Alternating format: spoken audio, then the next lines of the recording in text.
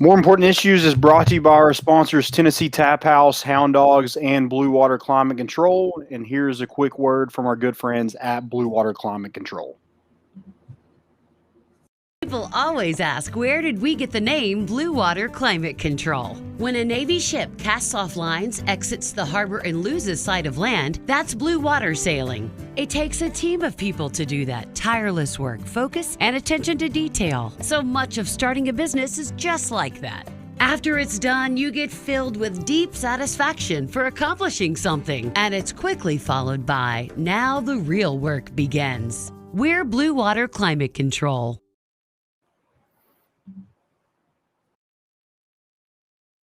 Vols are back. Yeah, they had us the first half, I'm not gonna lie. Oh, could be Wayne! I think I got my swagger back. Oh! I love it, baby! Them orange britches. Something about them orange britches.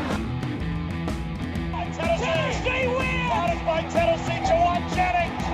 Jennings makes the catch. We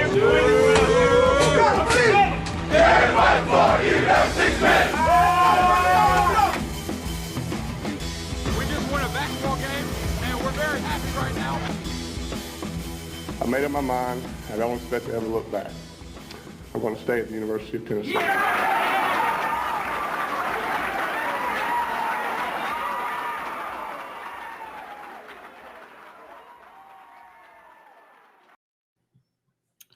What is up, everybody? Welcome into today's episode of More Important Issues. It is a Sunday edition, July 11th.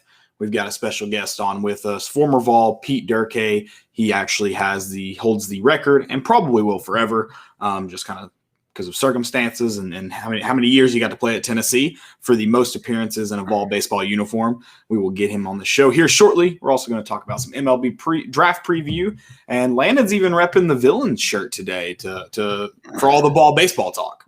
There you go, baby. So they hate us because they ain't us, right? You said they hate us because they ain't us? I did. We'll talk about some more commits. Tennessee football had a few more this week since we left you on Wednesday. Maybe some more coming here soon. So it's plenty going on here. We'll also talk some football, talk about some of the games that are happening on the schedule, some of the ones to what are they, the linchpin game in the season, talk about those. Kennedy Chandler, after a scary injury, they do win gold today. We'll discuss some of that as well as some questions and some segments. Drop your questions in the chat. If you have any for Pete Derkay, drop them in here. We'll see if we can get them going here in just a minute. You have a T-shirt winner, though, before we bring Pete on, right, Landon? I do, actually. Let me get that. So the winner of the BaseVols shirt is none other than Tommy O'Donnell. Tommy O'Donnell. Congratulations. Rules. That's right. O'Donnell rules. I love it. Tommy, right? Just DM the More Important Issues account, and we'll get that sent out to you. Yep. Thanks, everybody, for getting us to 10,000 followers. Obviously, couldn't do the show without you, so we appreciate y'all listening. We are now going to welcome on a special guest. It is Pete Derkay, former Vol. Pete, how you doing tonight, man? Good. How are you? Doing good. Hey, thank you for joining us. We appreciate your time, and thank you for hopping on. Yeah, Pete, it's a great show because we just got the 10K followers, so you're number 10, so it just worked out perfectly. Exactly. But yeah, really appreciate you hopping on the show. Appreciate the time. Also appreciate the season, man. That gave Tennessee fans a lot to cheer about this season. So what was that kind of like to be the big guys on campus this season? I mean, it was awesome just to kind of see how everything has changed in my time of being on campus. We had maybe a couple hundred people sometimes at our games, and that'd be the most. I mean, it was a lot of dress like a seat day. Sure. But now, like, you look up and it's just completely packed, and just to have that support with everything was just unbelievable.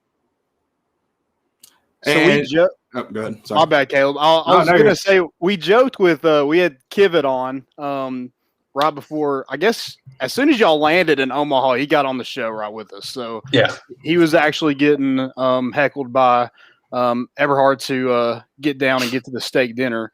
But yeah, he was joking about like how long you've actually been at Tennessee, and it feels like you're the John Fulkerson of this baseball team. We were actually still in college when you first started at Tennessee. So how has that journey been? Just from you mentioned the people at the games, just the atmosphere and everything from 2017 to now.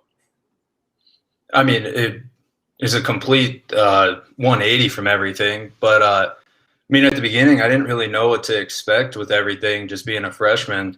And then going through the years, and especially in 2019 when we started winning some games and stuff, the stadium got a little more packed. And that was kind of a feeling that we wanted more of. And then in 2020, before the shutdown, you could kind of feel there was a different buzz around everything. And we were playing with a little more confidence. We just kind of believed in ourselves, believed in the coaches, and we're just going to keep putting in the work to take those next steps. And then this year, I mean, that was unbelievable. Just the joy it was to go to the field every day could not be matched. Absolutely. What was that decision like so the season gets shut down in 2020. That's your senior year. The moment you get to hear you come back, is it even a question? Or you're like, yeah, I'm doing it one more. I'm running it back one more time with this team.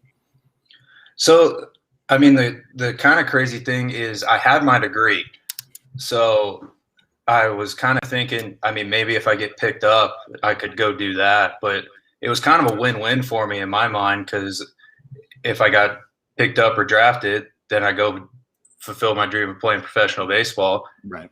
But if not, I get to go back to school and do it all over again. And how it turned out, I wouldn't have traded that for the world. Yeah, no, it definitely ended up working out great for you all the season you had. I mean, 2020, looking at that, the momentum you all had going into SEC play, unfortunately never got to start it. Looked like you all were going to have just as special of a season in 2020 that you did in 2021. What were the kind of mental aspect of that as a team coming into this season? Did you all were you able to kind of ride that momentum, or was it kind of frustrating as a team not getting to finish out that season and then trying to pretty much accomplish 2 seasons worth of it in one season? I mean, I guess it was kind of – I think everybody on our team was just kind of in shock at everything that was happening. And then when we all got back on campus, it felt like we had never left. So we kind of just picked up right where we left off, and it was just from how long of a break that we had, we were able to just kind of get right into it because everybody was fresh. We hadn't done anything for the longest period of time in all of our lives. I mean, there's always summer ball and just keep rolling into different seasons. And I had more of a break than I've ever had probably in my life combined. So, I mean, we just kind of, I guess, rode that momentum again. And then I don't think there was the pressure or whatever of building the 2 seasons. We knew we were good, and we had a lot of people coming back. We got like the taste of the whole, like, we know how to win a little bit now and what it's like and the work that we put in to kind of take that next step as a program. And we knew like we were missing Alric and ZD and Crochet, and those were 3 big names. But we had enough confidence in just kind of belief in each other that this year was going to be just as special, if not more. And I think it turned out pretty special. Absolutely. Yeah, and so y'all get to Omaha, which is kind of uncharted waters for this Tennessee baseball program since 2005. What was that kind of like getting to that point? And when was it in your mind that, hey, this team can actually make it to Omaha and end their season in Omaha, Nebraska? Honestly, last in the COVID year was when I was like, all right, this is probably because I knew just how much better we were from the regional team, and we made it to a regional final that year, and we had just taken those next steps. And then when that shut down and I saw all the people we had coming back, and just kind of in the fall, there was a little bit of like our offense was clicking on all cylinders, and I always knew we could pitch. That was never a thing. We were always going to play defense, and we were always going to throw strikes and be able to pitch. But I feel like our offense was taking a little bit more of a step in the fall, And then that was when I kind of realized, like, we have something a little bit special here. And then even at the beginning of the year, we were not playing very good baseball, to be honest with you, just as like a complete whole, but we were just finding ways to win. And just the fact that we kept finding more and more ways to win, I think it brought us together a lot. In going into SEC play, that confidence just kept soaring, and then we just kept on rolling. Well, yeah, you mentioned the confidence, and I think that was kind of like if you was like, all right, yeah, this is a frustrating win. Yeah, you won. Maybe you had to do it late in the ninth, or maybe there were some situations you had to get out of. What is that? How did that confidence change when y'all started almost taking care of business? Like, it seemed like after the walk-off home run, grand slam, it seemed like you guys almost cruised through everything. Obviously, it wasn't easy. You faced some great teams in that mix, but the confidence just reached new heights, and everything kind of fell into place. I mean, yeah, when something like that home run happens, I still don't know what happened, to be honest with you. I just remember sitting in the dugout next to Redmond. I'm sitting there, and we're both thinking different things. And I was like, I came up to him the next day. I was like, did I say this to you? And he goes, no. So I was like, okay, well, I thought I said this to you and stuff like that. But I was just sitting there, and in my head, I was like, okay, like, if we get to Drew, I like our chances. I don't know how we're going to do it, but we're going to do it. And then I see the ball go in the air, and I was like, oh, we did it. That's pretty cool. And then I couldn't talk the rest of the weekend. I had to have other people talk for me. So that was fun. But we kind of just rode off that because we got over, I guess, the hump of kind of super tensed up and everything. Mm-hmm. That moment just kind of let us like relax and breathe. And then we, like you said, we were kind of just rolling. And does that kind of fit like every weekend series? At Friday, do you kind of have those tense emotions when you get in? And then it's like, if we can just make one play, get us over that hump. And like, I mean, y'all had so many great weekend series and even several sweeps. Is it Friday? Is that where you really got to try to get over the hump early and everything else kind of feels comfortable? I mean, I don't know. I mean, you always want to get off to a good start. So Friday night obviously is the most important because you're playing against the best competition in the country. And usually if a guy's throwing on Friday nights, he's going to be pretty good and he's probably going to pitch at the next level. So, you got to you got to get them early is how we always think it. Cause sometimes with those guys, it takes them a little bit to get going. So when you get a shot, you got to take it. Right. So you kind of do that. And then you kind of just learn to take some blows, but then also give some back and just keep going off that. And Friday nights you wake up on Saturday and you're like, thank God I don't play at noon. I got a little bit more time because they're a little draining. But you just kind of, I guess that's the most important day. But then also, say you win, Saturday becomes the most important day, and you want to win that so you can win the series. But if you lose it, then it's all about Sunday. We've said that a bunch in our program. It's all about Sunday because you could win the first two, lose Sunday, and then you're like, oh, that's not as good a series as you thought because you ended on a loss. Right.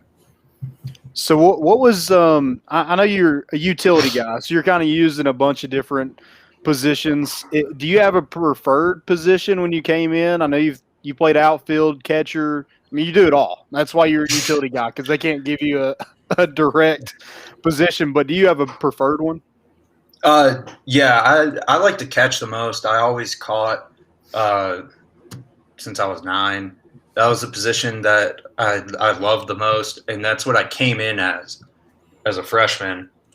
So I would say that, but even just like growing up, I always wanted to play multiple positions because I didn't want to be a one-trick pony, I guess. And I liked having different gloves.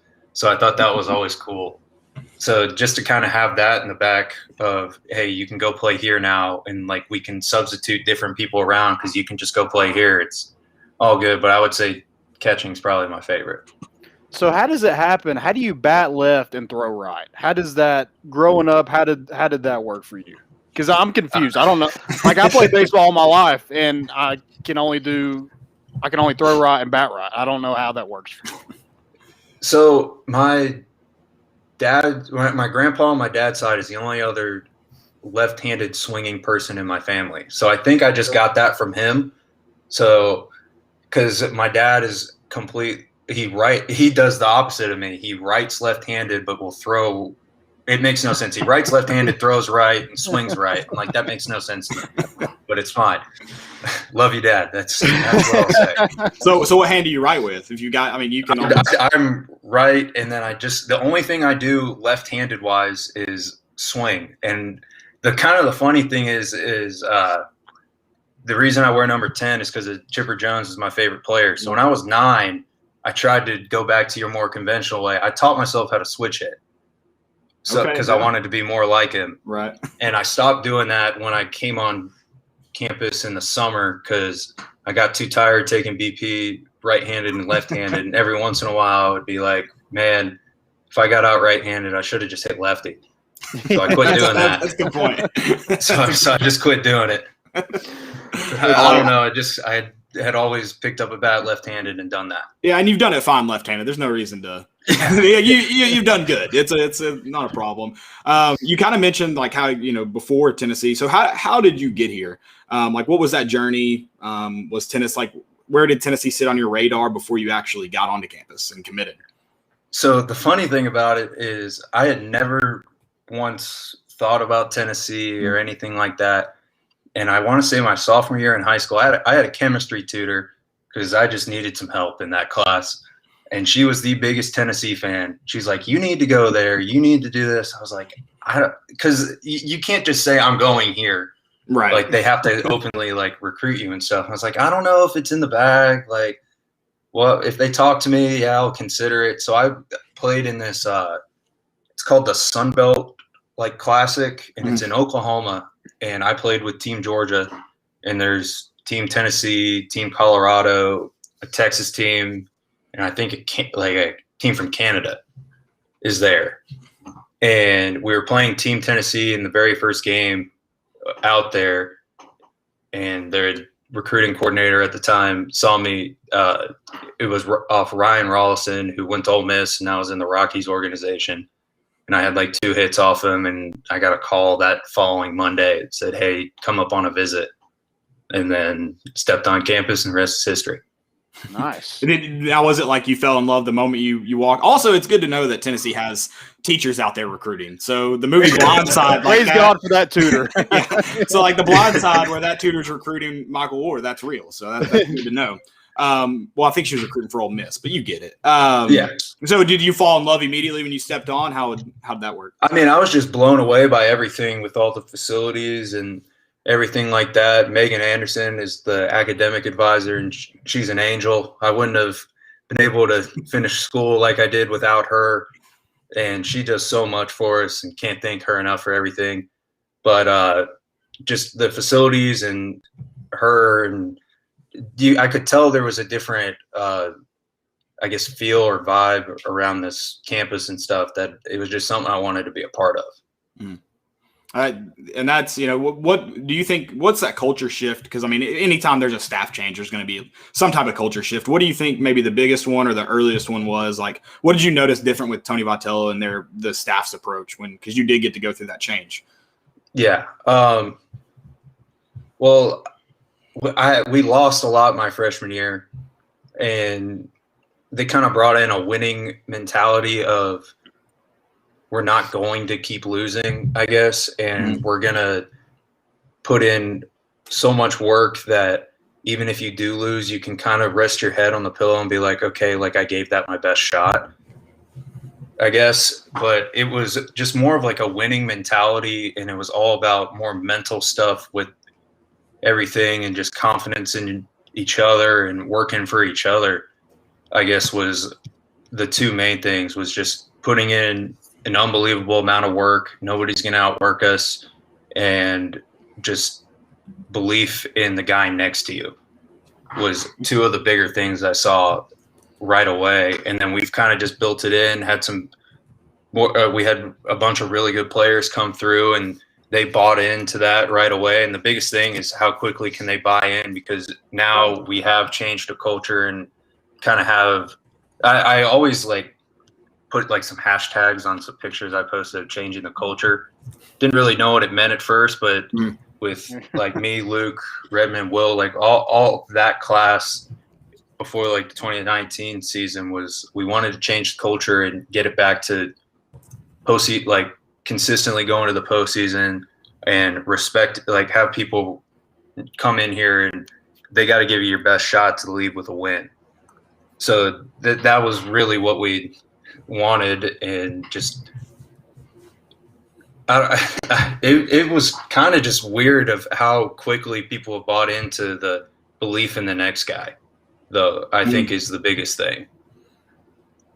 I think you saw a lot of that with that next man mentality with, you saw that with Jackson Greer this season coming in for Pavoloni, and he had a phenomenal year during that time where Pavoloni was hurt. Kyle Booker also didn't see a ton of playing time, but you saw that next man mentality. And I think that, you guys just creating that culture and, implementing it really helped this team. And, it becomes contagious. And for sure. And is that something that, is that Vitello coming down, that this whole staff coming down, or is that something that y'all did as a group and it just kind of worked?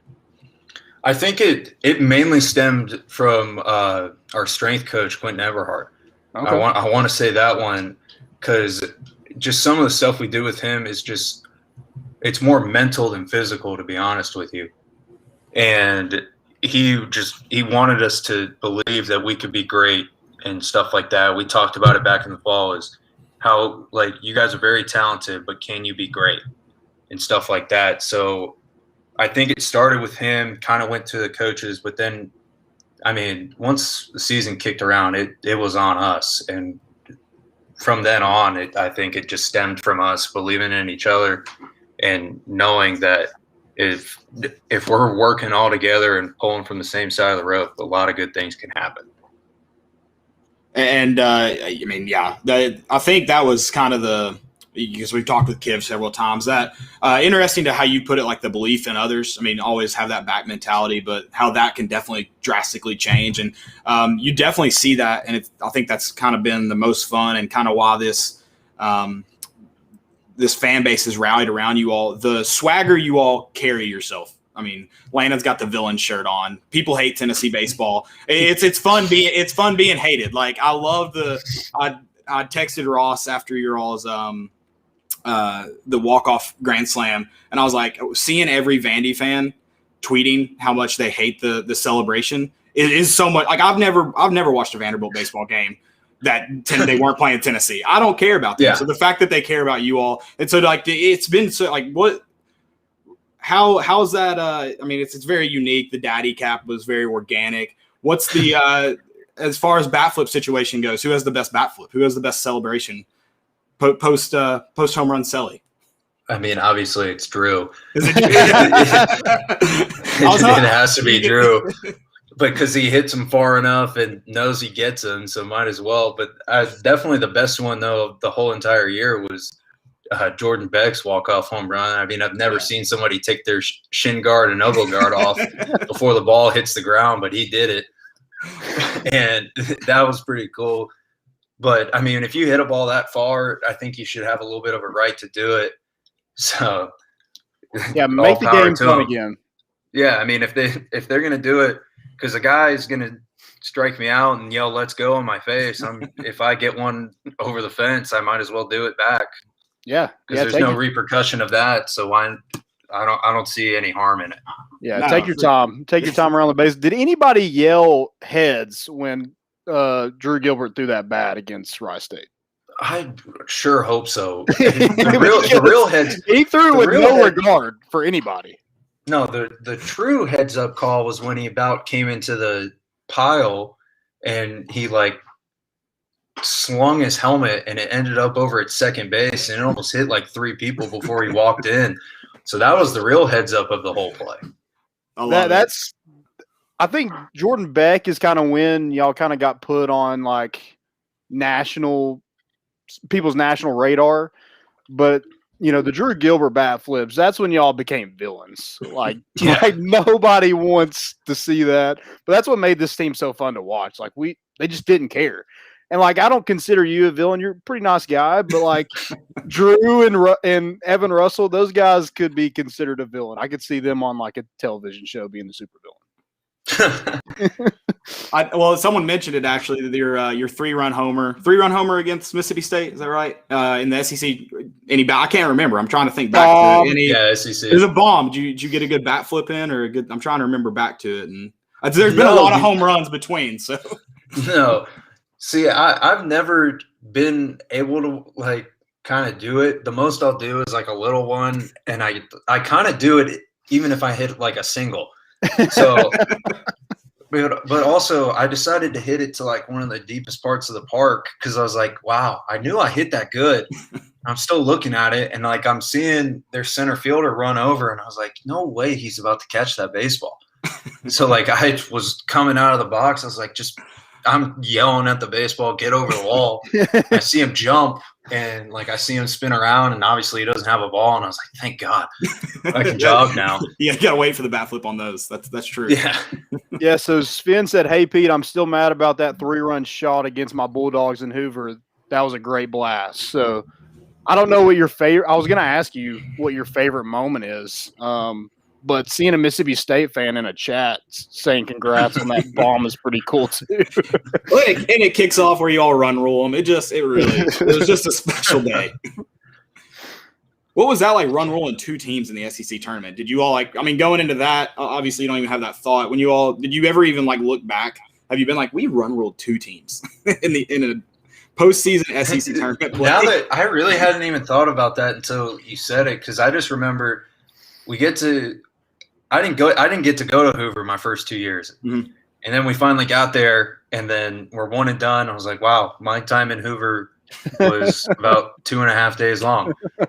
So I was like, luckily we had the bye. So I was like, well, I'm guaranteed to stay in Hoover longer than I ever have. And then that whole deal. A good thing or a bad thing? It's only that 1 week. It was a good thing that year. It was a good thing that year. 1 week out of the year, it's good to be in Hoover, and that's it. Yeah. And then, like with the whole deal with the Alabama game, that was just kind of like, how are we going to respond? Because obviously that was kind of just a kick in the teeth with everything that happened that game. Mm-hmm. And we knew Mississippi State was a great team, and we just wanted to – and we were playing at 9 a.m. or 8 a.m. Haven't got up that early since high school travel ball when I was like 17. Yeah, it was crazy. But just to do that like 2 days in a row, we were just – I think we had so much fun just kind of like nobody kind of wants to be up right now. Might as well, because we had to get up anyway, so might as well do it. And then we'd go out and do it. Yeah, it was nice to see you do it against Alabama too. That really right. Yeah, get the payback, and then you run rule now the national championship. That's pretty cool. Not a lot of teams can say that they run ruled the national championship team. So favorite moment. I'll just go there. Was it the 3-run bomb, or do you have another favorite moment? It doesn't have to be. If it's for yourself, great. If it's from the team, that's cool too. I mean, it had to be. If I had to, I would choose 3. Okay. One was the one off Cops, just because of when I hit it, I was like, I knew I got it, so I could take my time right away. Like, not just sprint out of the box, I could just jog. I wasn't gonna pimp one off him. We were already down 3, and he's earned a little bit of that respect with what he did. But just to hear all the people in the stadium at Hoover just kind of yelling as I'm rounding the bases that was really cool. The being able to dogpile at Lindsey Nelson with the Super Regional was, I mean, we were up like 9, and my heart is racing, nervous, like what is about to happen. And then the guy hammers a ball, Rucker catches it. I was like, oh my God, we did it. Now it's please somebody don't hurt somebody. But that moment was just unbelievable because nobody left that stadium for like 30 minutes. And to kind of take that in. But then the ovation I got that same game after my last at bat at Lindsey Nelson, that was really cool. But in my head, I had kind of thought about it. I was like, what what if that happens? What am I going to do? How am I going to react? Stuff like that. But in my head, I hit a double, not a single. So I was like, didn't completely get it true. But that was cool. No, and that standing ovation, I mean, that's we mentioned it before you hopped on the show. You're the you'll be the record holder, I would imagine, for forever, that 225 games appearing in orange. For you to get to go off in that moment in a super regional at home to a standing ovation, that was pretty freaking cool. Not a lot of athletes are going to get that opportunity to end their career at any, whether it be professional, college, anywhere, in that kind of moment. So that was really cool. And I think we even got to hear from your dad too that day. I think he was on the news and talked about how much Tennessee meant to you. So the funny part about my dad getting interviewed after that game is he had no idea. He thought he was just talking to somebody.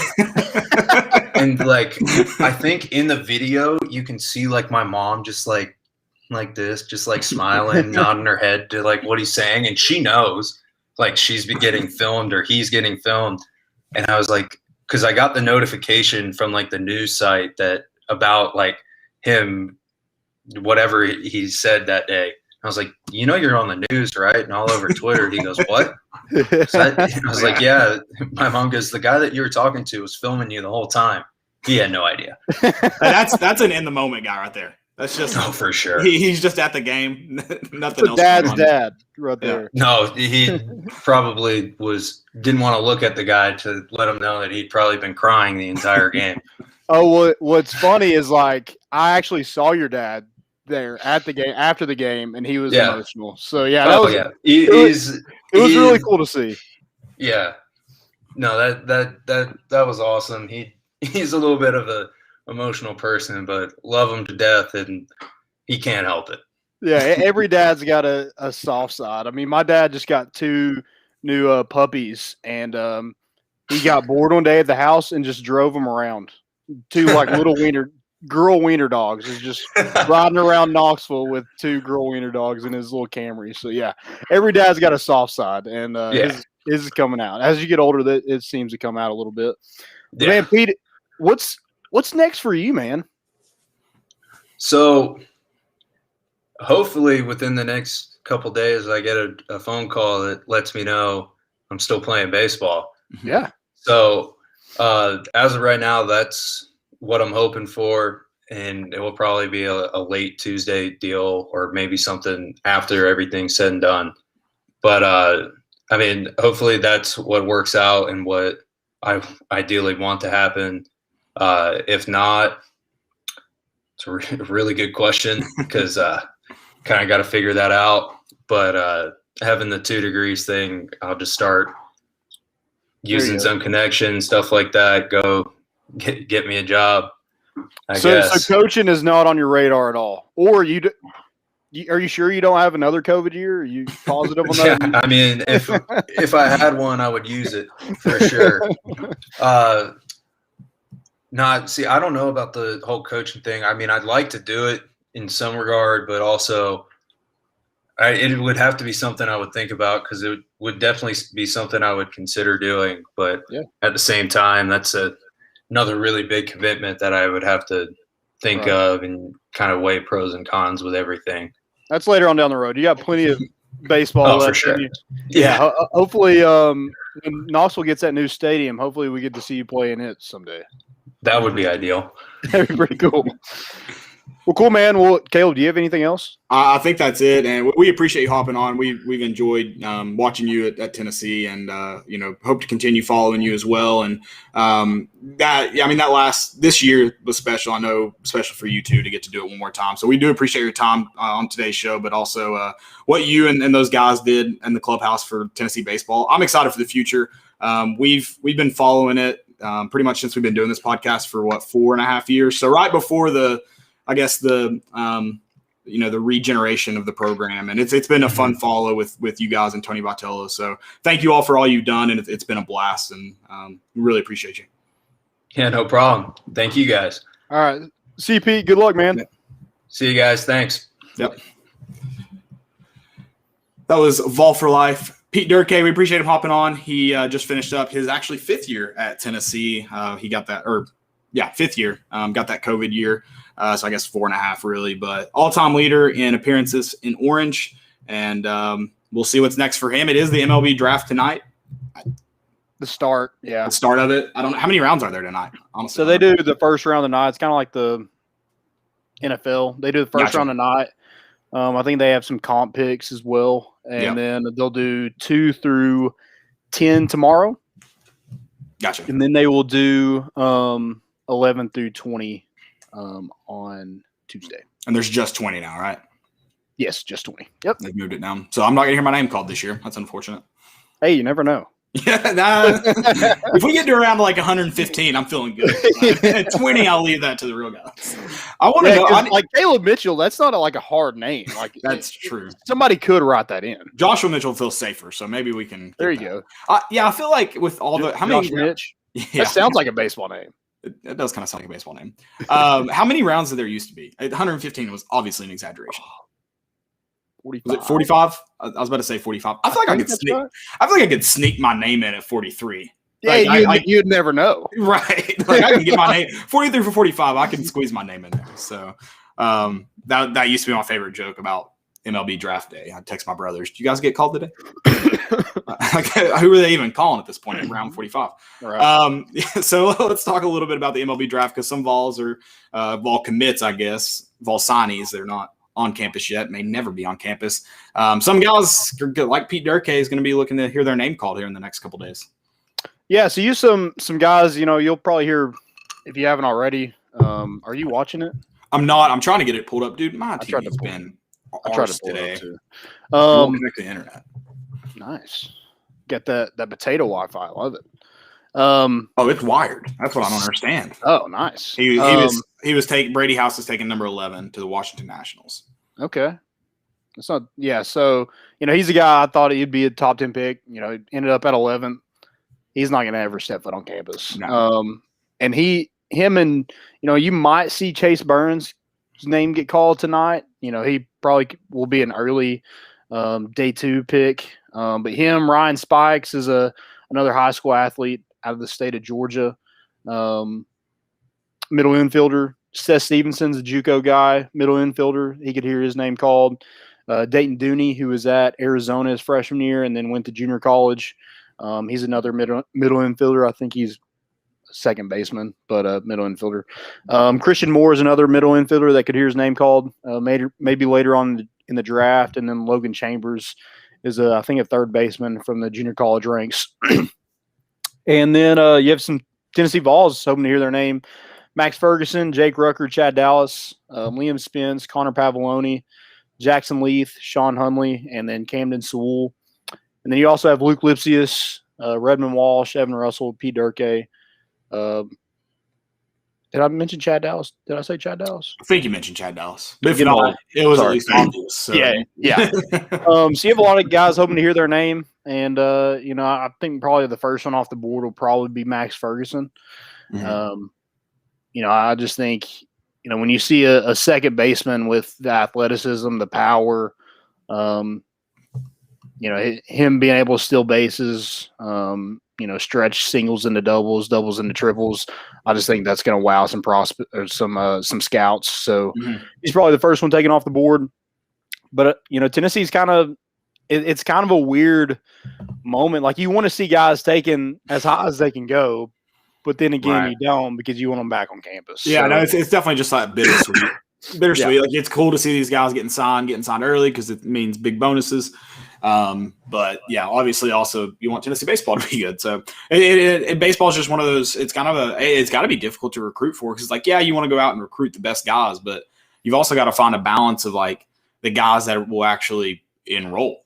Right. So it's not just the best guys. It's also the best guys that will be in school. And so that's interesting for sure.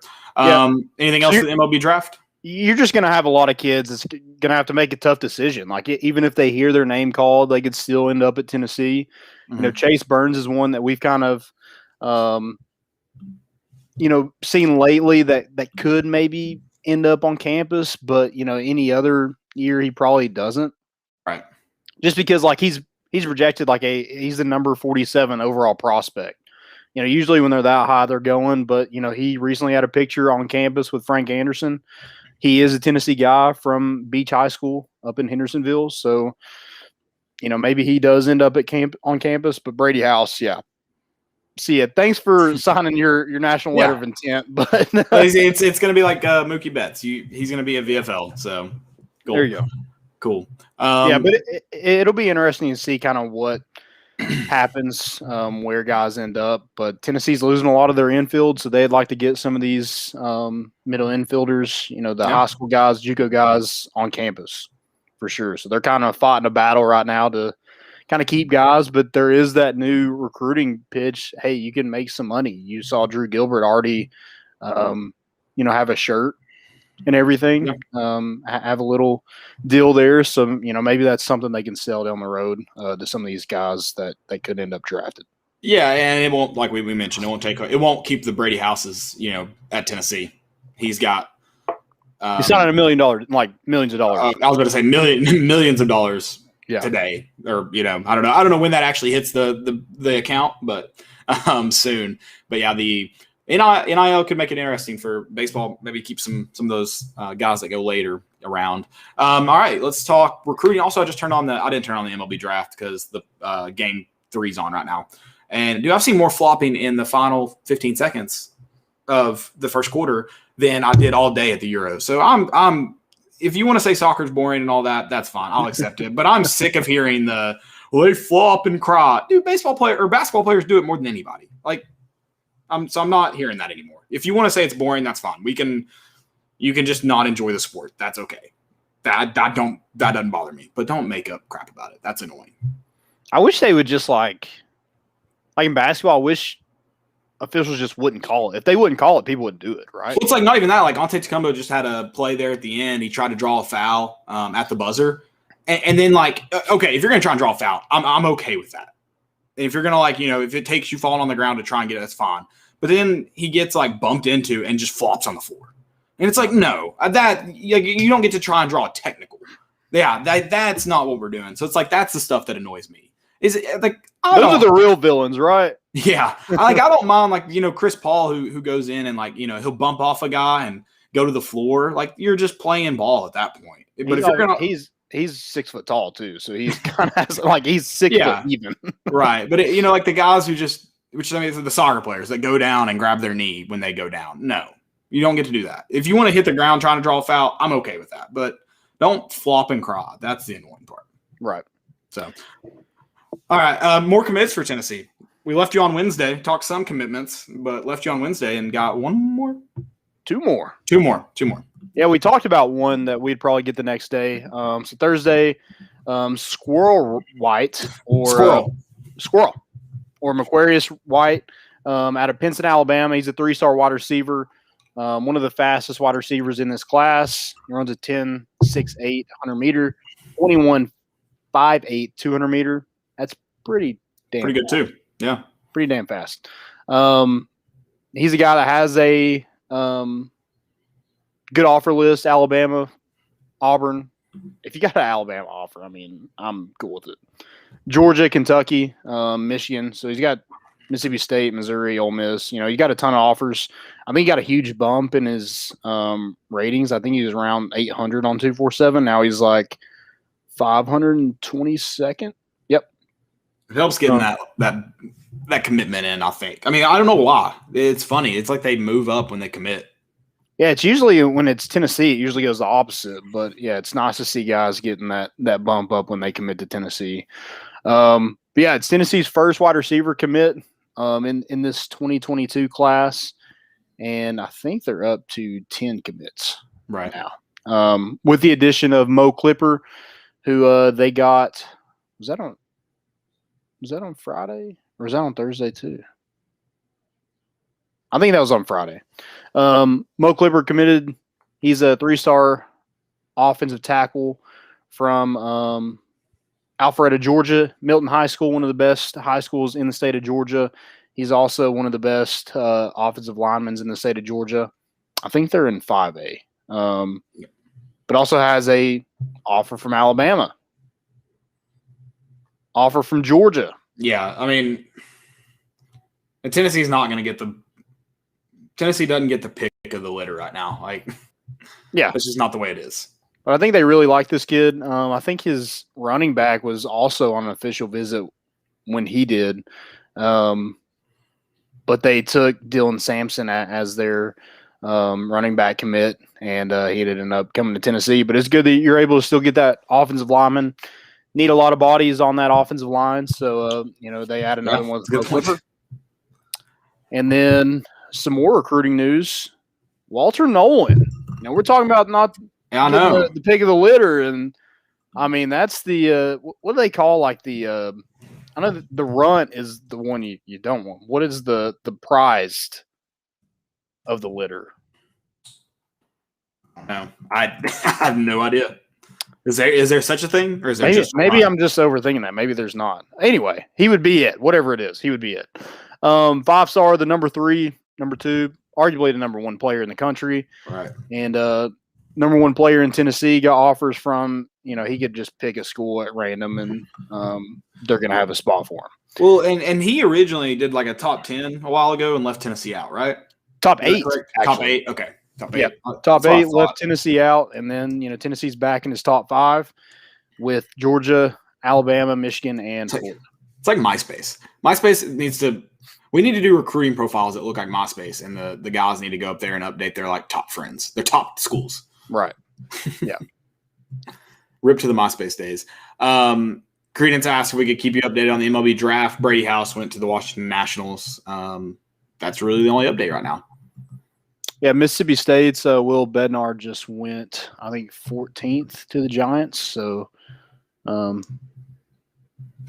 little right-handed pitcher, national championship.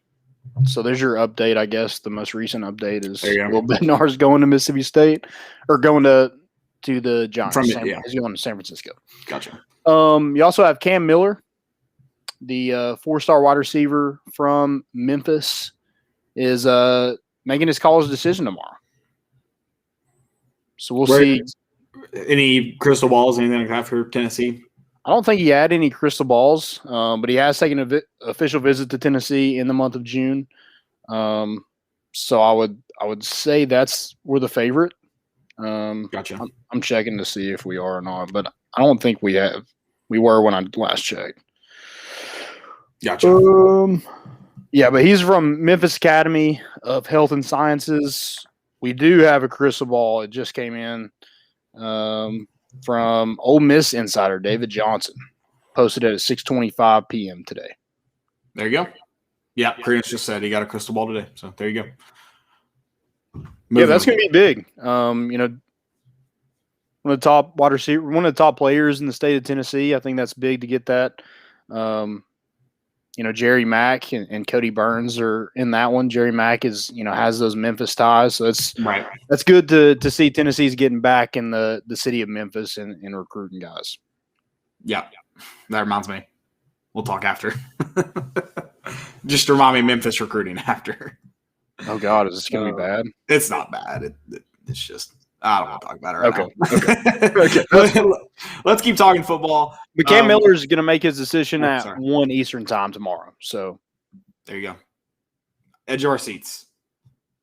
Some people are. I'm just like, so let's get into the season. I have no real good hopes, and then we'll figure it out from there. I'm sorry. I know it sounds just so pessimistic, but I'm just. It kind of is what it is. You got to put together as good of a class as you can and develop guys when they get here. Hopefully you win some games and maybe move the needle with some higher ranked guys. I mean, better players. I don't know, but let's look into this fall. We do want to talk about what the most important or the biggest game. Most important is kind of how I took it, how I'm using it. The most important game this fall. And we talked about, we did a little bit of we didn't dive into it, but we did some like predictions of like where we thought Tennessee could sit last week and just discuss where this team is. And that's kind of why I picked my most important game this fall. How did you approach that as far as like biggest game this fall? Is it like one that you think could turn the season or start the season, or how did you approach it? I'm thinking of more as like from like preseason. What's the game that I circle and like, we have to win that game. So you're doing like a must, like just a flat. I guess you'll explain it too, but is it just like a must win? Like, is that really all you're kind of taking into it, or? Yeah, I think it's a gauge of maybe where Tennessee is really at. Mm-hmm. I don't know if mine's too early. I think to like fairly say it's a gauge because I think it could. I mean, obviously you'll see where Tennessee's at in that day, but I don't think it could necessarily mean what it means for the whole season. And so, like, my most important, the biggest game for me this fall, I think it's Pitt. I think Pitt's a really, really winnable game. It's obviously early on, so set the tone for the season. I don't think if you go and beat Pitt, does that mean you're going to even compete with Florida or beat Missouri or, go beat Missouri, South Carolina back-to-back weeks? I don't necessarily think it means that. I just think Pitt's a good enough football team that's a good win. That's a good win. You're obviously it's another Power 5 team. You get to do it in Neyland. If you beat Pitt in Neyland, I think Florida, or sorry, not Florida because it's at Florida, but like South Carolina and Ole Miss, like those are going to be packed houses where I think it'll be those games. Like if you go beat Pitt in Neyland, you're competitive with Florida. Like it can really kind of jumpstart your jumpstart for sure. I mean, obviously, if you do beat Pitt, you have to take care of business with Bowling Green and Tech. Like you can't go out and lay eggs in those games. And I think Bowling Green's picked to win like 2 games this season. Tennessee Tech's obviously an FCS team, so like those do play in favor. I don't think that'll be the case. Cody Branch said if we win against Pitt, he thinks it'll be the best shot against Florida since 2017. He just thinks Florida looked like shit against Oklahoma in their bowl game. I don't know enough about Florida at this point, honestly, to say. I know we'll probably do some game previews here, and I'll learn a little bit more and confidently say it. Right now, what I know about Tennessee, I'm not even saying Tennessee, this could propel them to beat Florida. Like, I'm not willing to say that. But Tennessee has a chance against Pitt. It's the second game of the season. I mentioned it's a Power 5 opponent. Like I said, I think it can kind of tell you where Tennessee's at. I don't think it'll necessarily be the 100% correct answer, but I think it gives you a good gauge. And I mean, if you beat Pitt, now we're talking about realistically being able to win 6 games if Pitt's a win in there. Yeah. I think I would go with the same thing. I'll switch it up a little bit just to be different. But yeah, like Pitt, like you should be 3-0 heading into Florida if you take care of business against Pitt. You got to go do it, but yeah, you should be 3-0 if you take care of business against Pitt. And I think that helps. It is in Neyland Stadium. I mean, obviously we haven't seen this coaching staff coach in Neyland Stadium, but you like your chances at home a lot better than you do on the road, especially with a new staff. And so yeah, I think that helps. And talking about Florida just a little bit. I mean, yeah, they look like crap in their bowl game against Oklahoma, and they also lose their 2 best players. And that's true. Kyle Pitts and Kyle Trask. Yep. So I mean that at least gives you hope, right? No, losing. I think Trask was a good quarterback, but losing Pitts is obviously the biggest loss. I mean, it's going to be one of the bigger losses in the SEC in terms of like most valuable player. So did you say Florida is going to be your biggest game? Is that what I'm actually going to say Ole Miss. Okay. I think just because like obviously the Kiffin thing, I think that's. It's going to be a storyline.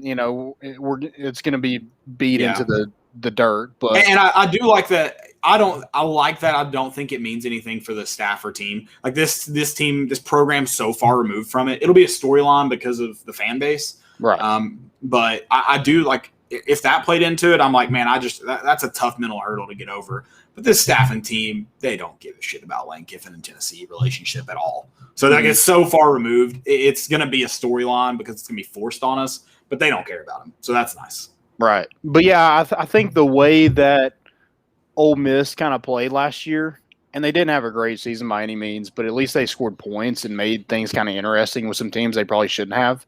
So if Tennessee can go in, it's another game at home. If Tennessee can win that game, I think it really kind of sets you up on like a not even like this season for sure, but I think for the future, I think it will probably set you up because you're like, hey, that team had a new staff. We went and had an even newer staff and beat them, and kind of the offenses are similar, I guess, in the style that you run. So I think that'll be a good gauge to see where Tennessee's really at. Obviously, Pitt will be a gauge earlier in the season, but I think for future-wise, I think Ole Miss is probably a bigger game and a game that you could win. I think they got a really good quarterback. They do lose Elijah Moore. Sorry, I don't know why I say Elijah Brown. Elijah Moore, which is probably their best player last year. So, I think it'll be interesting to see how Tennessee fares against a team like Ole Miss that's, offensively very similar, defensively probably very similar just because Tennessee's defense is very slim. I'm not excited to necessarily see that defense. I'll go one more. Kind of a bigger game, a very important game, and that's Kentucky. Alabama, I think you'll be 0-2 leading up to Kentucky, and then you're going to be 0-1 after Kentucky. So you're staring down 3 losses in 4 weeks because you do get a bye week before Kentucky, and that's why I throw it as one of my more important games. So you get Kentucky on a bye week. You're coming off probably a big loss to Alabama and hopefully tough loss to Ole Miss. Hopefully you play them tight. Like you said, maybe just get outscored in the fourth quarter.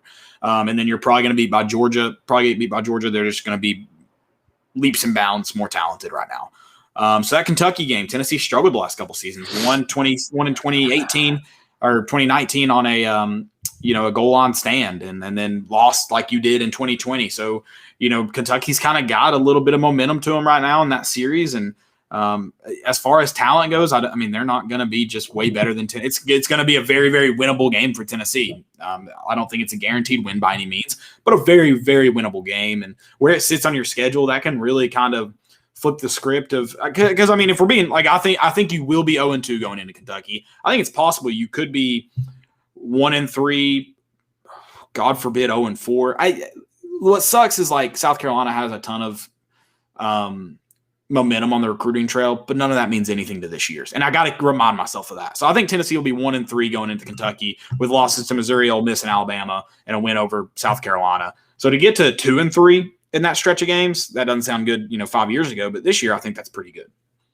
Yeah. You just kind of got to do what you can with this. The schedule kind of sets up to where you should win 5 or 6 games. The schedule sets up that way for right, sure. Right. You have to go do it, but the schedule sets up for you pretty nicely. It's not like a death row or anything. Yeah, you do have to play Alabama, but that's just something Tennessee's going to have to live with. And I think we should want it. We talked about I think Tennessee – or first off, I think the SEC just needs to move to a 10-game conference schedule with 2 rotating and one whatever it's called, non-rotating. Right. Because I think the Alabama rivalry is great. I think there's a lot of are there some crappy cross-division rivalries? Sure, like Texas A&M and South Carolina, that one's stupid. But someone was going to kind of get shafted by that. In fact, I think why is it not? Is it Missouri and Arkansas? Is that cross? Yeah, I think so. But you've got some good ones as far as Georgia and Auburn, Florida and LSU, like Tennessee and Alabama sometimes, long time ago. But there's just so many good cross-division rivalries that I don't think you should go away from those.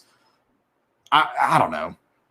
Because everybody in the West has to play Alabama too. So they're going to get beat by Alabama. So, it is what it is. Yeah, it's not been a great rivalry for Tennessee. Nope. In the past, century almost? We're creeping up on century. It's kind of sad, actually, now let's say that. Let's move on from that. But we do have a question about the schedule, so I do want to ask that. So, Moody, Al Vol said, football game. Al. It's AL. Surely the domain name was, or domain name, the it's Twitter name. At Vol Moody. We'll just go with that. It's Moody, Al Vol. I just got to think it's all. I think they did their Al Moody is the name. Oh, okay. But they did Moody, Al. I'm with you. I think that's what. I don't know. Okay. I'm just trying. He said football games most likely to win that we are not favored in and lose that we are favored in. So repeat that the first part of that question. Football game most likely to win that we are not favored in. Most likely to win that we won't be favored in.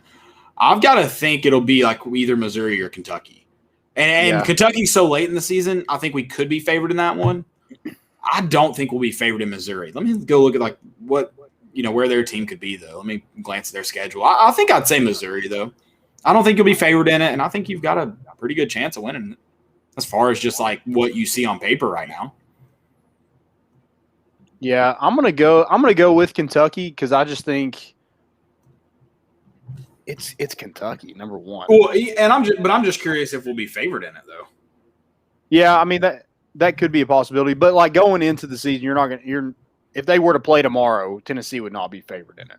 No, yeah, you're right about that. Yeah, so that's a good point. And if we're just basing it off like right now, yeah, then probably Kentucky. But Missouri plays Central Michigan, Kentucky, Southeastern Missouri State, and Boston College. They'll be 3-1, maybe 4-0 when they see Tennessee, probably looking decent. So I think they definitely will be favored. So I'll say Missouri because I'm going to base it off of like. Yeah, if they're any worse than 3-1, 4-0, he'll probably be favored. Yeah, that's a good point. It's possible.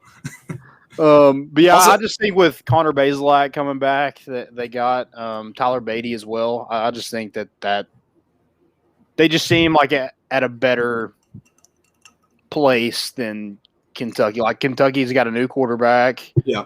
I think some of their offensive line is gone. Their best corner who had a pick six is gone. A pick six, that's sad to say. Not the pick six. A single one of them that happened in that game. Max Todd said Florida. He thinks Florida's overrated. Ooh, I like it. I will probably agree with the overrated statement, but the key part of the question asked is Tennessee has a chance of winning. And it's also that same thing where like, yeah, Kentucky's going to be favored, but like Tennessee should win. Right. Florida, like it's kind of that same rivalry where like Tennessee just it's tough to beat Florida. Can't get over the hump. Kentucky can't hardly get over the hump with Tennessee. They've won in we just Butch's last year in 17 points. Yeah, for them to win at home or win in Neyland Stadium. Yeah. So yeah, it was. I don't know. We'll see. That I like that question though. That was a good one. Any more regarding the schedule or upcoming? It said and lose that we are favored in. Lose that we're favored in. I'm gonna. That's what's funny. So that's a funny question. I would think Kentucky might be one of those where we might be favored and could lose. So that's really funny. But I think South Carolina. I don't think you'll be favored against Missouri. I doubt you will be against Kentucky. I don't think you'll be favored against Pitt. I mean, I guess there's a chance, but I don't see it happening. It is in Neyland. So if that spread's close, Tennessee might get like you might see them at like -3 or something like that. But I think it's South Carolina. I think you're going to be favored against South Carolina. And I think roll the dice, I think, as far as I'm concerned with Missouri, Tennessee, South Carolina, and Kentucky this year. I think you could close your eyes, blindly pick, and the odds don't change for you, in my opinion. Yeah, I was looking at Ole Miss's schedule to see kind of where they would be, but they play Louisville, Austin Peay, Tulane, Alabama, Arkansas.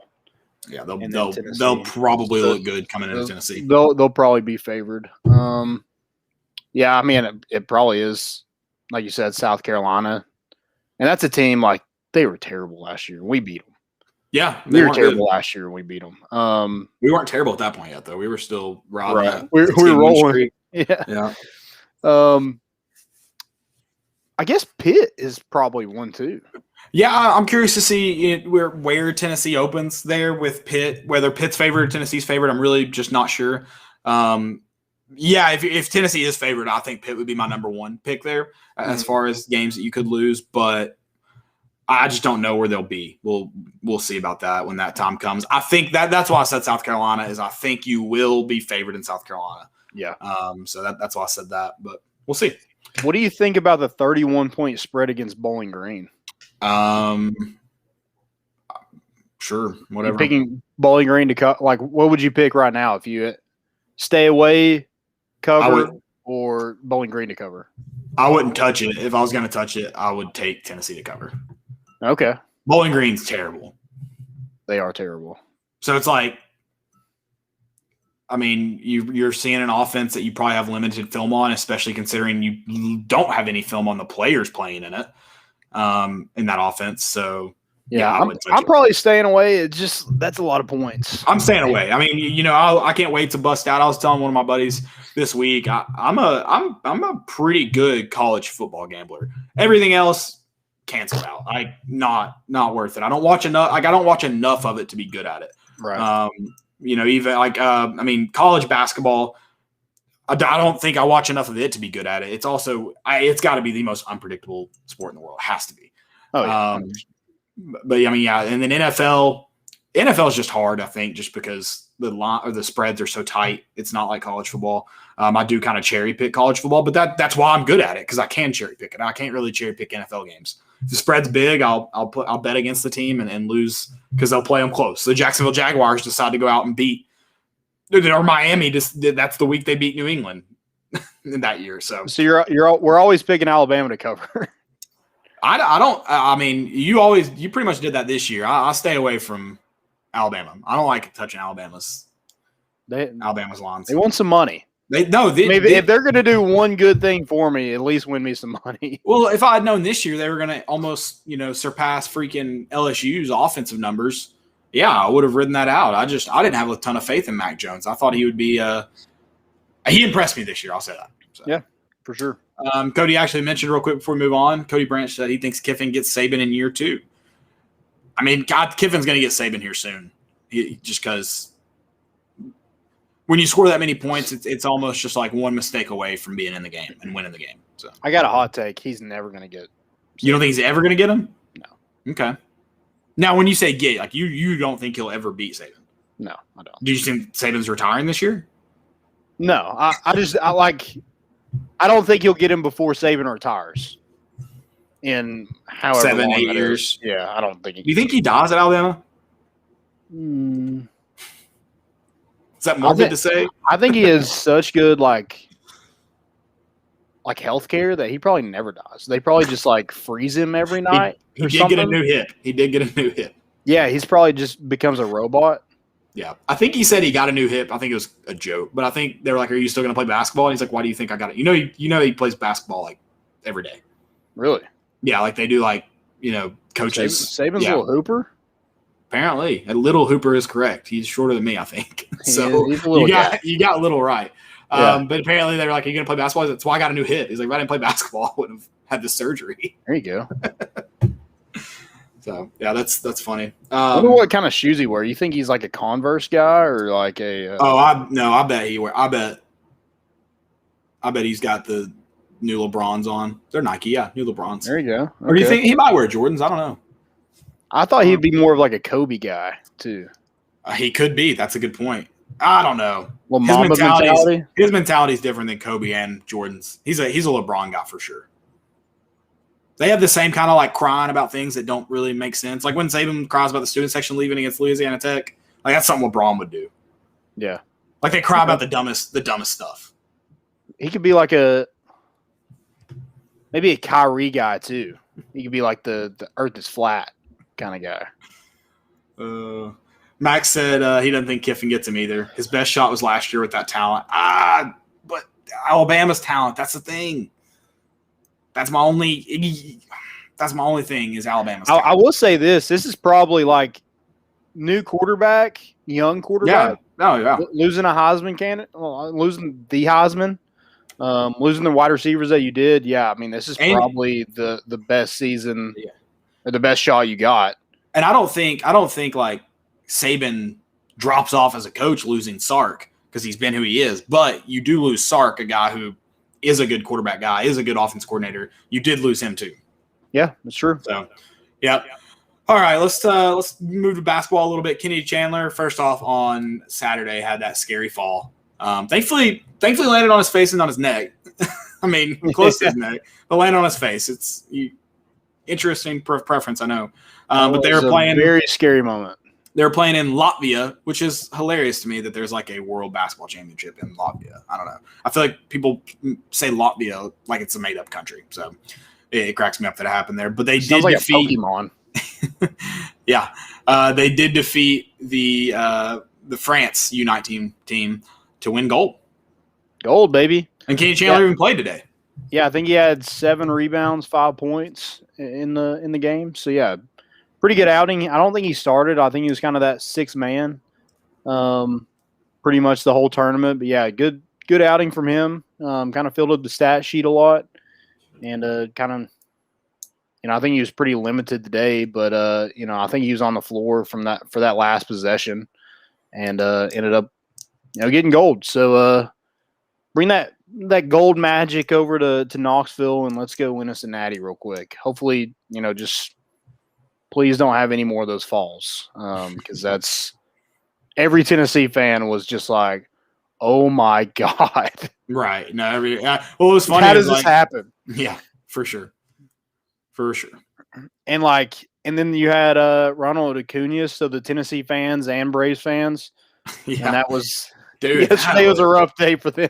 I don't even know how it happened. It was such a weird play. It was weird. He jumped before the warning track. It was very strange. It was a very strange play.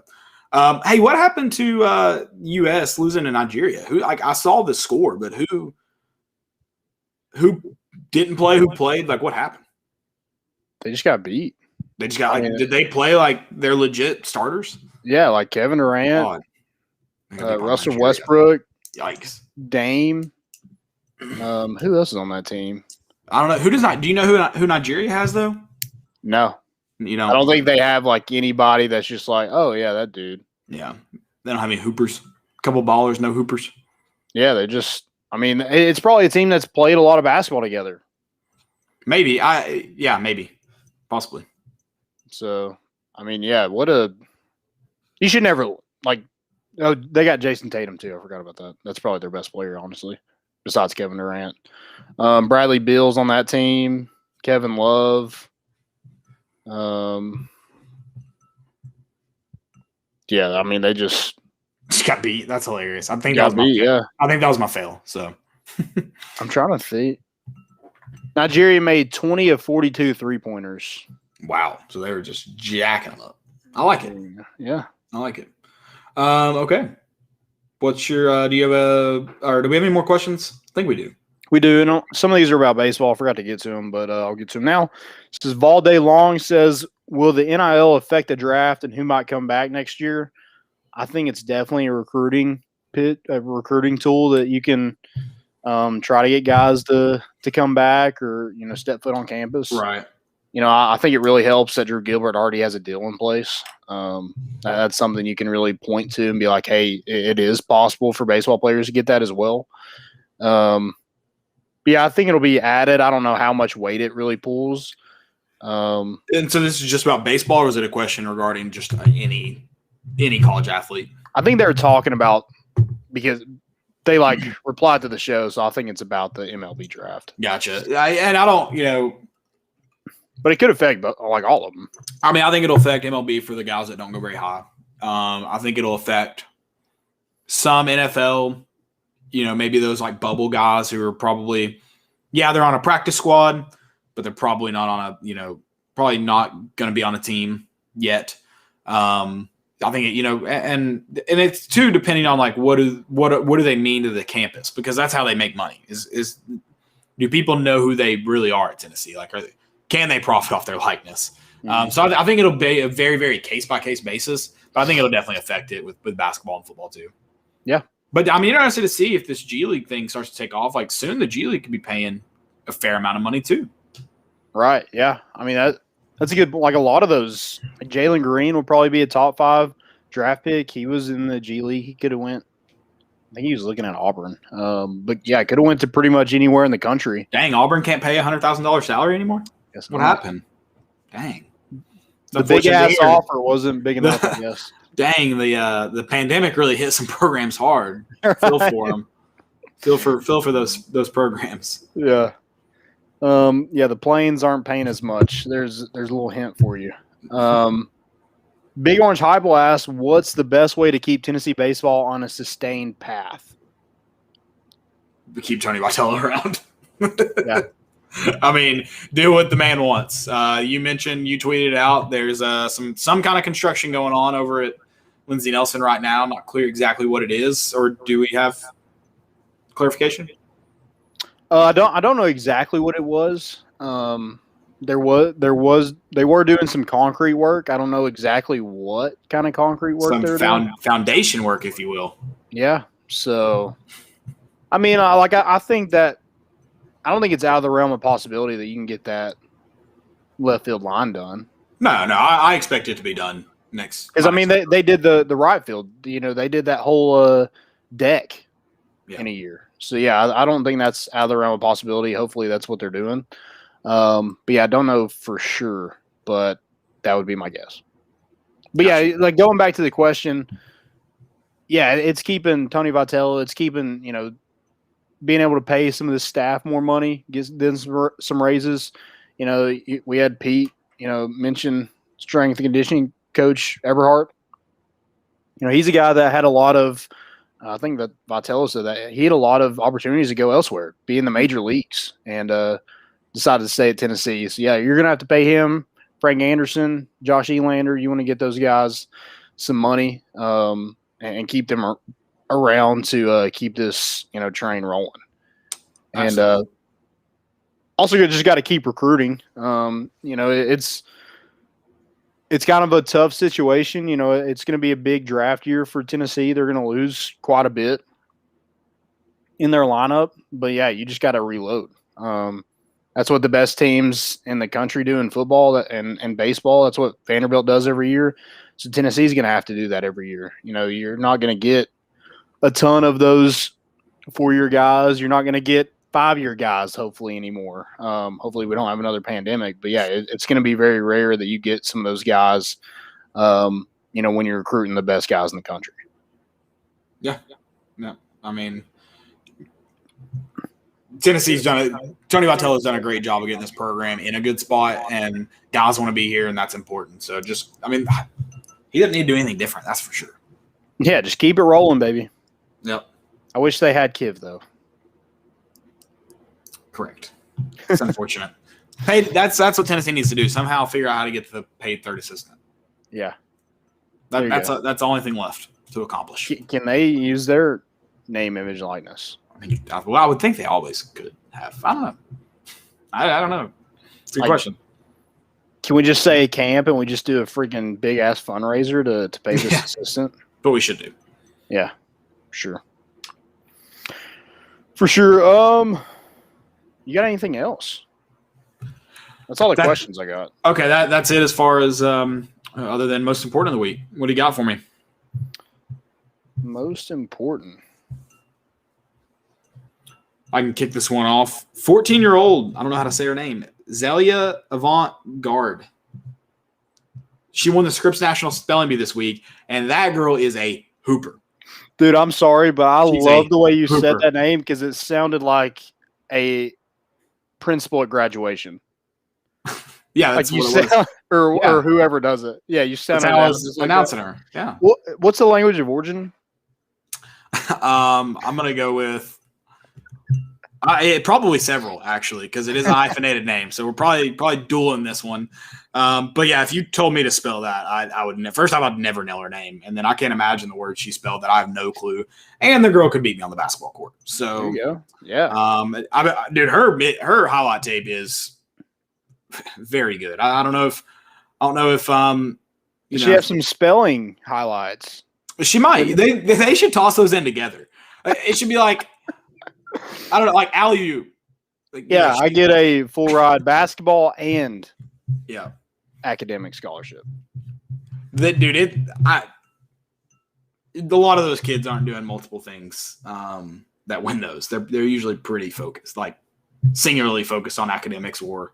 But so have you seen her highlight yet? I did see some of it. Yeah. She just looks way more athletic than any of the girls out there. And she's probably like the best trash talker out there. Because is she running her mouth? She just knows all the work. All the work. Yeah, she knows every word. Yeah, exactly. All of them. They're so confused. They're like, what did she do? There's nothing worse. And I'm stupid, so this happens to me often. There's nothing worse than getting insulted and not understanding the insult. You're like, I know that was supposed to be mean. I just don't know what it means. And you're like, I got to figure this one out and then be sad about it. Yeah, so let me Google that real quick. Oh, you asshole. Yeah. And it feels also, not that it happens often from my end, but to insult someone and they don't get it, That feels good. That's like, I get how people have egos about that. My ego swells up when that happens. When they're like, I don't even know what that means. I'm like, yeah, because you're that stupid. Yeah. It's the best. You got any most importance? I know I got some fails for sure.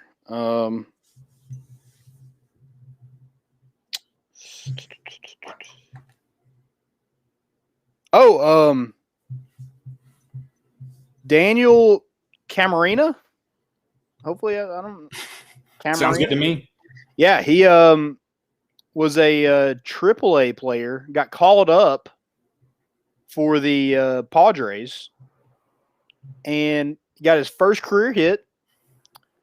It was a grand slam off Max Scherzer, and he was a pitcher. So it was his first career game.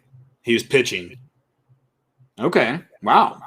Well, hit a grand slam against Max Scherzer, probably the best pitcher in the major. Yeah, is Shohei Ohtani? Is he changing the game? You know he's doing the home run derby and pitching. Yeah, that dude's a freak. I mean, I love it. To pick him as MVP is like minus 750. Like it's stupid. It's not even worth putting any money on. Yeah. Love that. Actually, I think it's like minus 200. I think 750 is DeGrom to win the Cy Young. Gotcha. I've got one more most important. Some dude, Cameron, on Twitter tweeted so this was tweeted in 2013, and he tweeted it like it says Twitter for BlackBerry. So like that's how old this tweet is. Nice. He tweeted England. So February 22nd, 2013, England just lost the Euro 2020 final against Italy on a penalty shootout. Nothing has changed then. Tweeted that in 2013. Do you think time travel's real, man? Here's my question. Do you think he knew the Euro 2020 took place in 2021? Is he like maybe 2020 was his fault? Maybe like he knew he didn't want people to know he's a time traveler, so he had to go do something. He created COVID to get Euro 2020 to Euro 2021. Man, yeah, that was That's a lot insane. of effort on his part, though. So, but smart people would have definitely caught him. Right? Yeah. Now everyone thinks he just got lucky because he didn't really get it right. Yeah. Dang. Yeah, I was mind blown. Yeah, that insane. This one, I don't know if it's a fail or a most important, so I'm gonna get in the middle. This one's pretty crazy. Time Traveler just commented on our show. Did you see it? What? What is going on? We're living in a simulation. We're living in a simulation. Operation Shock and Awe starting soon. Go Big Orange. I hope you're right, Time Traveler. Wait a minute. Tell us how 2021 finishes while you're here. Where are we sitting in December? Yeah. Big guy. Or big girl, sorry. Do we want to know? That's my first question. Kind of, so I know whether to even care or not. I would like to know. So this one, not sure if it's most important or crazy, the video, or most important or fail. It's crazy. Have you seen the video of the fan apparently just hammered walk up and take a club out of Rory McIlroy's bag while he's like standing over it? No, that's awesome. He just comes and takes it out. He's about to hit a ball until security walks up. It's not like it's the weirdest video ever. It's one of those, like, especially when we were young and we did like stupid stuff. It was like we would always be like, hey, just act like you belong here. And no one will say it's like that. Like he just acted like he knew what he was doing. And Roy McIlroy is like he knows the guy's not supposed to be doing that, but he's like, is he? He seems confident. I don't know. I mean, that's part of the game. You got to have confidence. If you're freaking out about it, yeah, you're probably going to get caught. You're going to get questioned. You're going to get caught. So, yeah, I don't know. Most important fail, you decide. But I'll send you the video because it's just hilarious to see everyone's reactions. Yeah. My next one or my fail, Jose Altuve. He said he's not playing in the All-Star game, and he said, I really want to thank everybody that voted for me, that believes in me. I really need these 4 days. I'm putting my team first because I really think we have a chance to win this year. Are they cheating again? Their team doesn't play in All-Star weekends. I'm not sure what he's missing. Maybe, I mean, I would assume he means rest, but still, yeah. But there is a kind of counter to this. So somebody quote tweeted it. This is a most important. He said, translation, I don't want to be in a clubhouse with guys who hate my guts and might dunk me in a toilet. That's smart. That's a good move by Jose Altuve. Did you see him rip off his shirt after his walk-off home run? Shut up, no. They ripped off his shirt and he didn't care. Someone tweeted, they were like, I thought his wife didn't like that. Because he went and ran in the dugout when they did it the last time. He had a walk-off against the Yankees, by the way, Landon. I'm sorry. I know. I saw it. Okay, all right. That was so dumb. I just wanted to mention that. So. They scored like 6 runs in the 9th, so banging trash cans. Bastards. Just trash. I've got one more fail. I just read this. I thought it was funny. Brown trout can become addicted. This count as a fail? Oh, God, dude, what is going on? That's the same dude who did that TikTok I sent you, right? Is it? I think it is. What's that dude's name? I don't know. This is. I think they were just hating on that roughness. Like, what is wrong with him? I don't know. I would not. Obviously, there's that. Hopefully, that kills South Carolina's momentum in recruiting. I'll say that though. The way he's standing is the assumption I make when anybody rolls up their game jersey like that. That's what I assume they act like. That's what I assume they are. That guy. Like, I hate that look. I think it looks so just bad. Yeah, it does. I think it looks terrible. It's one thing to do it in practice, games. It's also like people grab you and like scratch. Like there's nothing comfortable about that. Well, I don't know. It's just like a weird thing. You're like, I don't know. It's weird. I'll just leave it at that. It's very weird. So this fail is from CNN tweeted this. They tweeted, brown trout can become addicted to the illegal drug methamphetamine when it accumulates in waterways, according to research. These fish just doing meth? God, I hope so. What if you caught a fish on meth? What would that be like? Oh, dude, it'd be the fight of your life. I bet. Tom Traveler said 10-2 per JCO. So 10-2 this year, Landon. You heard it here first from Tom Traveler on more important issues.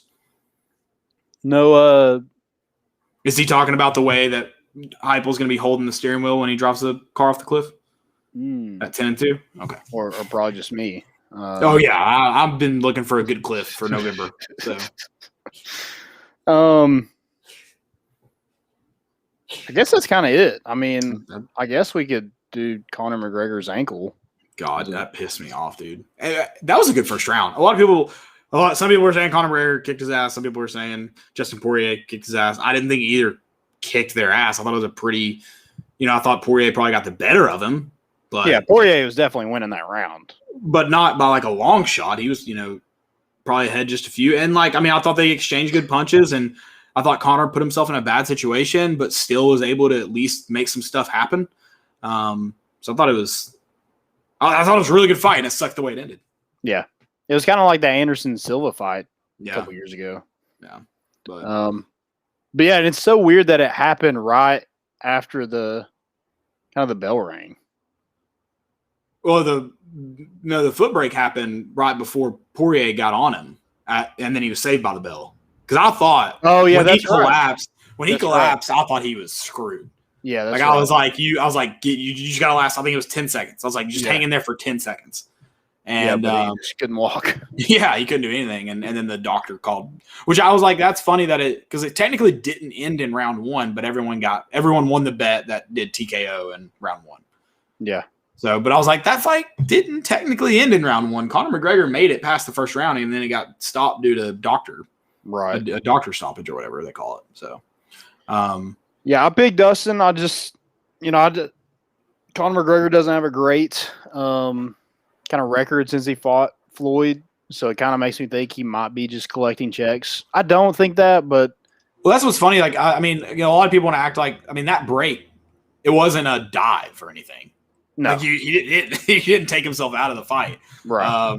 That leg was shattered. Yeah, but that's why I picked. I just think Dustin is he's insane. Yeah, I should have picked Poirier. I did pick. And when it went to the ground, I was like, "Ooh, this might be it." Yeah. You thought Conor? Well, did you think the guillotine was going to win it, or did you think?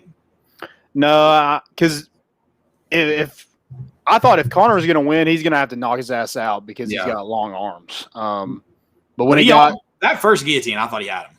well, I mean, that was ballsy on Connor because Connor's not great on the ground. Right. So going for a guillotine, he was like just trying to end it. Well, I thought he had that first one. I thought he got him. The second one wasn't as good. He didn't have a good hold. No. But the first one, I thought, I was. Yeah, he did put himself in a bad position when. Well, I'm with you. I didn't think Connor would win it on the ground, and then he got him in that, and I was like, oh shit, like this is gonna happen. Yeah, it was. I feel like you try to pull that like late in the round. Yeah, so he's not able to stay on top of you for 2 minutes and just pound your brains in like you did. Yeah. So yeah, maybe that was bad on his part, but yeah, I like the UFC. I'm so glad there's so many free live streams. I know they try to shut all of them down, but yeah, I went over to somebody who bought it last night. I would never pay for. I mean, I never even paid for like. You remember when Tennessee games were on pay-per-view? Yeah, didn't pay for that crap. Ooh, fell on Greg Hardy, just getting freaking wrecked. Yeah, I haven't. You haven't seen him get knocked out? I have. I had a draft saved. I need to see if I tweeted or I was going to tweet it. Also, that was funny. I had a tweet pulled up, and I was like, "What a first freaking round! Like, what are the next 4 rounds going to be like?" And then I was like about to hit send, and breaks his leg.